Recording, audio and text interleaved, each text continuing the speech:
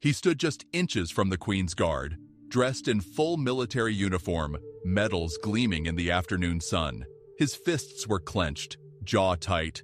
Tourists stepped back, sensing something wasn't right, and then he saluted. But the silence that followed would break more than protocol. It would break hearts. Before we dive into this powerful story, let us know in the comments where you're watching from. You won't want to miss what happens next. It was a cool autumn afternoon in London. The skies were cloudy, and a gentle breeze swept across the gates of Buckingham Palace. Tourists with cameras, school groups, and elderly couples wandered the area, admiring the regal beauty and snapping photos of the iconic red-coated Queen's Guards. Standing watch that day was Lance Corporal James Blackwood, age 30. 8 years into his military career, James was not just any guardsman. He had served 2 tours in Afghanistan, narrowly surviving an IED attack that took 2 of his close mates. Stoic, calm, and deeply respectful of his post, he never broke his stance, never even flinched, no matter what provocations came his way. But that day, someone was different. Emerging slowly from the crowd was a man, tall, broad-shouldered, mid-50s, wearing a well-fitted, slightly faded British Army uniform. On his chest sat an impressive row of medals, some old, some more recent. His beret was tucked perfectly. But what drew attention wasn't his appearance, it was the fire in his eyes. His name was Martin Ellis, a decorated war veteran, now retired. He had served in the Falklands, Bosnia, and Iraq. He wasn't here as a tourist. He wasn't here to disrespect. He was here for a reason that had haunted him for decades.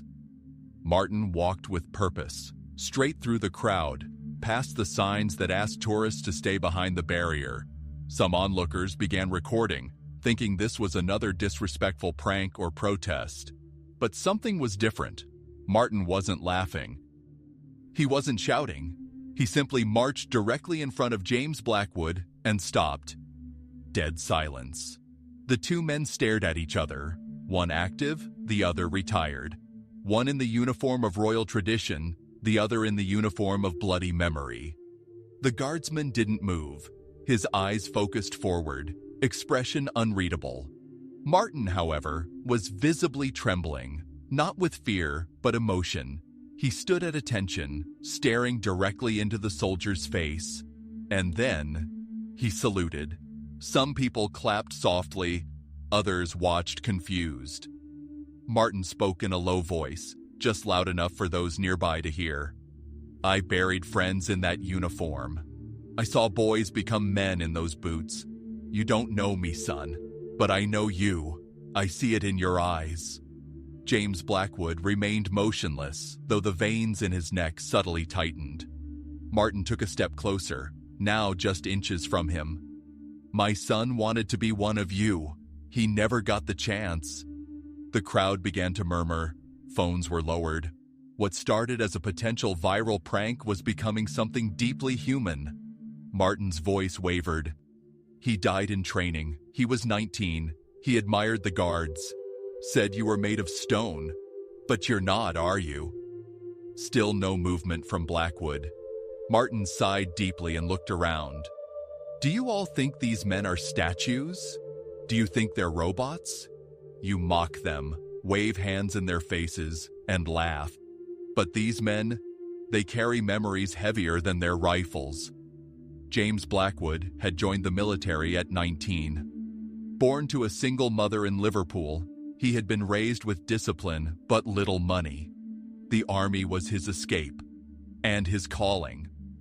After his tours overseas, he applied for the prestigious Queen's Guard program, not for the ceremony, but for the symbolism. To him, standing guard wasn't about posing. It was about honoring the fallen, holding the line, staying still not out of stubbornness, but as a tribute to those who could no longer move. Inside his mind, Blackwood was trained to block distractions, ignore provocations, and follow protocol. But this was not a drunken tourist. This was not a joke. Martin took another step forward. This time, he was close enough that the tip of his boot nearly crossed the invisible line between man and monument. "You probably think I'm mad. Maybe I am. But I needed to see you. Needed to see one of them. One last time." The crowd gasped slightly. A police officer nearby took a step forward, unsure of whether to intervene. But the officer hesitated. Something about the raw honesty in Martin's voice made him hold back. Suddenly, Martin did something no one expected. He reached up and gently placed a single poppy flower at the base of Blackwood's boots. Gasps spread through the crowd. Was this a violation? A kind gesture? A provocation? Blackwood remained still, but internally, his heart raced. He had lost friends too. He remembered their faces every time he put on the bearskin hat. He wanted to blink, to speak, to nod, something. But protocol was sacred. Martin straightened his back again. "They told me I shouldn't come, that it wasn't proper, that I'd cause trouble. But if I stayed home one more Remembrance Day without saying this, I think it would kill me." A tear slipped down Martin's cheek, but he didn't wipe it. He leaned in, whispering, "You remind me of him." And then he turned around. But as he walked back toward the barrier, the tourists didn't cheer. They didn't laugh. They didn't film. They simply watched, silently. And James Blackwood, his hands never moved. His lips didn't part. But for the first time in his 8-year career as a royal guard, his eyes glistened. As the moments dragged on, the air at Buckingham Palace grew denser with anticipation. The crowd, once a cheerful blend of tourists and onlookers, now stood in silent awe. Every rustle, every whispered comment was laden with expectation. The echoes of Martin Ellis's earlier words still reverberated in the minds of those gathered, and the solemn stance of James Blackwood remained unyielding. Yet the tension was far from over. It was about to escalate in ways no one could have foreseen. Martin, his face still streaked with unshed tears, slowly began pacing along the barrier.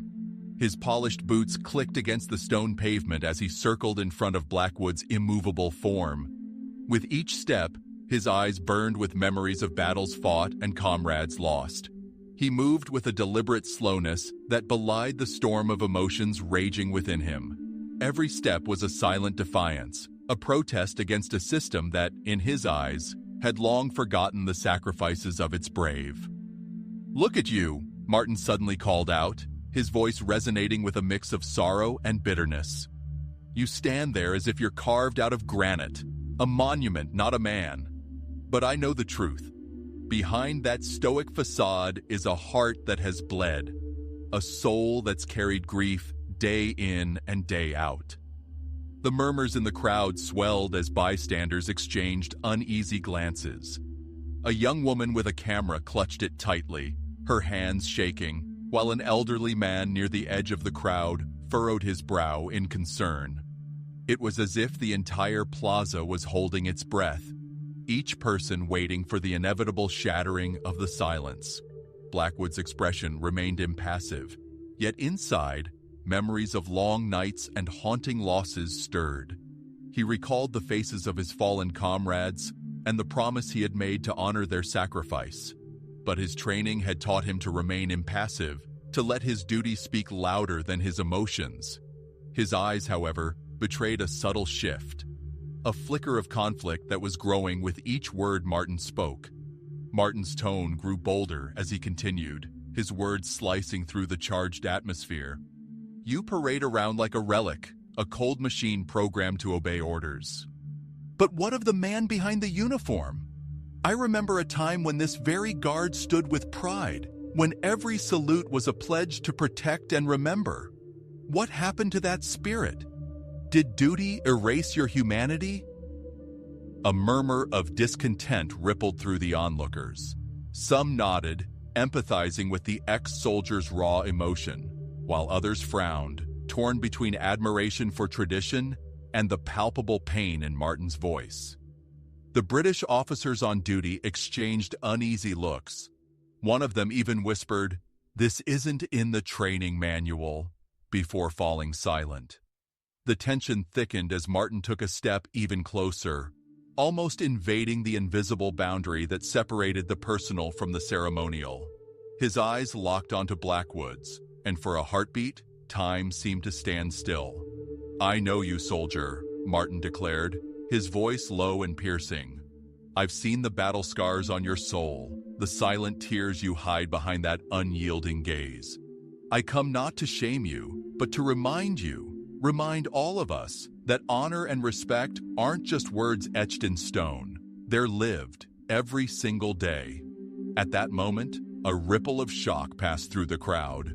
A bystander near the front gasped audibly.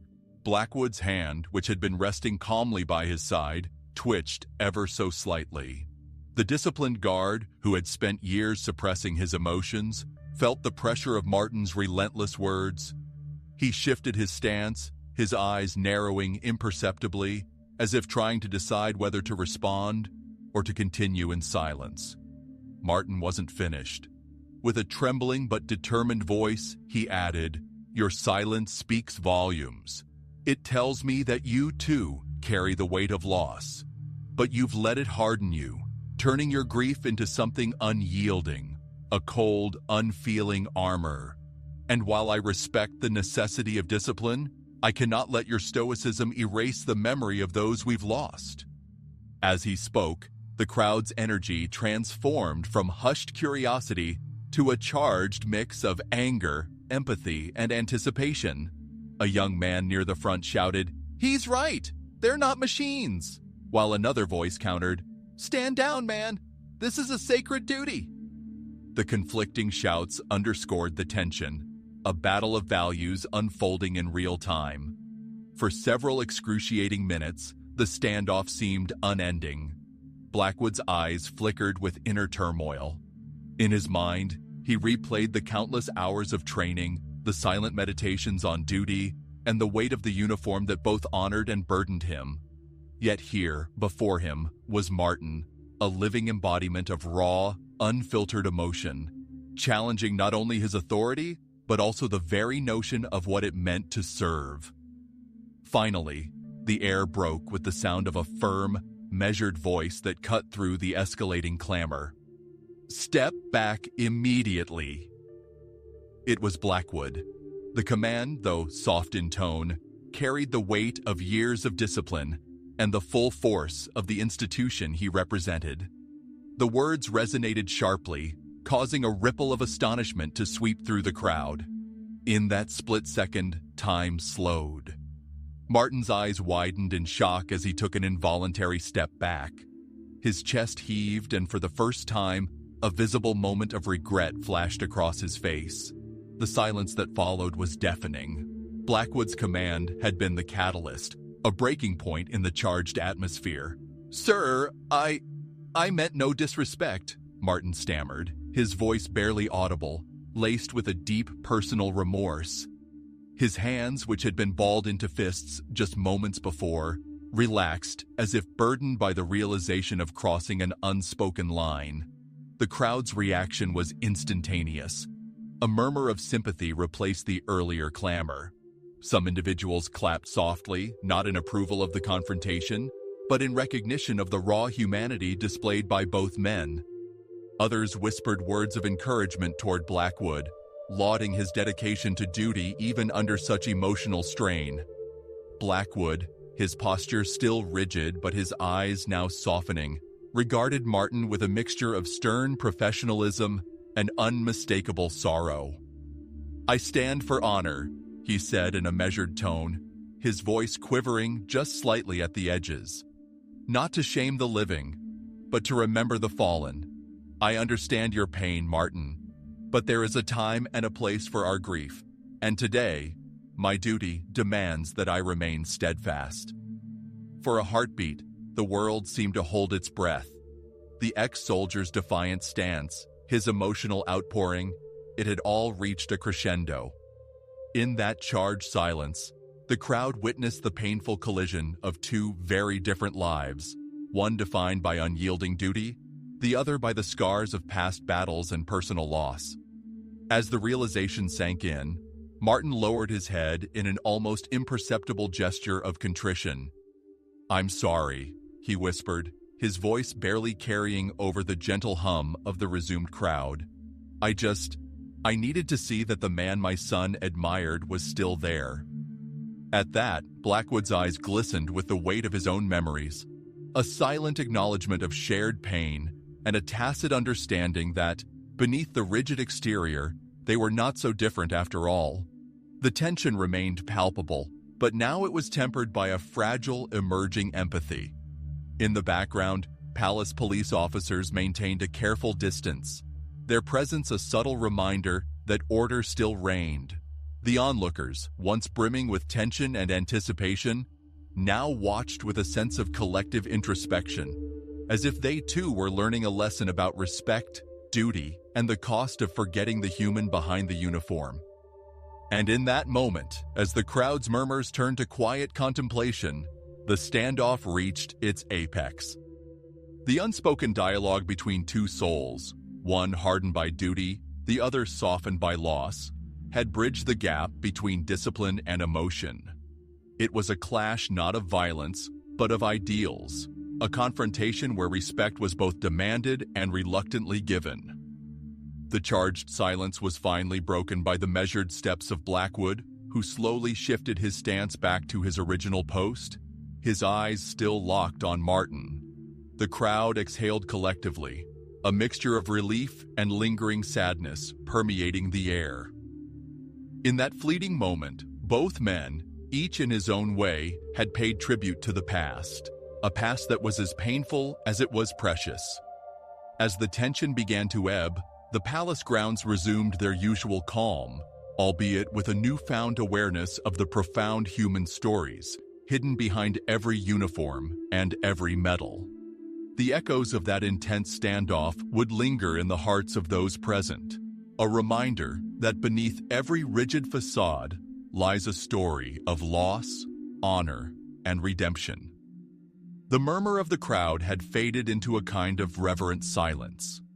The standoff between Martin Ellis and James Blackwood, two soldiers from two generations, was over, but its emotional weight lingered in the air like the final note of a solemn anthem. Martin stood at the barrier now, hands clasped in front of him, eyes fixed on the man he had just confronted. The anguish in his posture had softened, his shoulders less square, his breathing calmer. In a way, the confrontation had brought him peace, just not in the way he had expected. Suddenly, a quiet but authoritative voice spoke from just behind him. "Sir, may I have a word?" Two palace security officers had approached. One of them, a middle-aged sergeant with kind eyes, gestured gently for Martin to follow. There was no aggression, no handcuffs, no scolding, just protocol. Martin nodded. Of course. He turned back for one last look at James Blackwood. The guard hadn't moved, hadn't blinked, but there was something new in his posture, something that suggested pride, not in himself, but in what had just transpired. A tiny shift in weight, a subtle straightening of his back. It was the only acknowledgement his training would allow, and it was more than enough. The officers escorted Martin a short distance away from the crowd, behind a row of hedges, where a discreet conversation could take place. One officer took notes as the other spoke. "Mr. Ellis, we've been briefed on what just occurred. Technically, you did cross a restricted line and disrupted ceremonial protocol. But we've also reviewed footage and we've spoken with bystanders. There was no physical threat, just emotion." Martin sighed. "That's all it ever was." The sergeant nodded. "We can issue a warning today and leave it at that. But I want to tell you something, off the record." Martin looked up. "I served too," the officer said, tapping his badge lightly. "Afghanistan, 2009. I lost a brother there, so I get it. What you did, it wasn't right, but it wasn't wrong either." Martin's throat tightened. For a moment, he said nothing. Then he asked, voice barely audible, "Do you think my son would have been proud?" The officer didn't hesitate. "I do." That simple answer hit Martin like a wave. He bowed his head, eyes brimming with the tears he had held back for so long. The officer placed a steadying hand on his shoulder. "You gave us all something to think about today."